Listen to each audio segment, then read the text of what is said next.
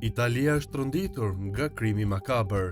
Ilaria Sula, një studente vetëm 22 vjeçare me origjinë shqiptare, e cila ishte shpallur prej disa ditësh në kërkim, u gjet e vdekur brenda një valixhe të hedhur në një zonë hyjore jashtë qytetit të Romës.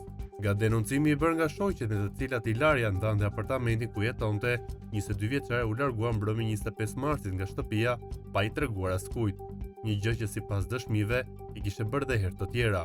Pasi nuk morën më asnjë mesazh nga studentja shqiptare, mikeshët e saj denoncuan në polici, që menjëherë nisi kërkimet, teksa mëngjesin e së mërkurës gjetën trupin e Ilarias. Dyshimet e para çuan policin të i dashur i saj, Mark Samson, një student 23 vjeçar me origjinë nga Filipinet.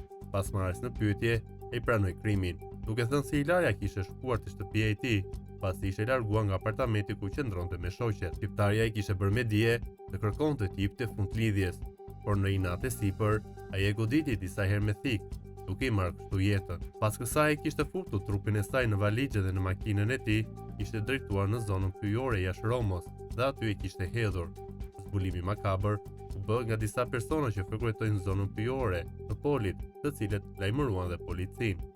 E qellova me thik dhe më pas trupin e saj e futa brenda një valixhe. Mora makinën time dhe u drejtova drejt zonës së Polit, aty ku e hodha valixhen në një shkëmb. U pendova, kërkoj falje, mësohet të jetë shprehur Samson gjatë dëshmisë së tij.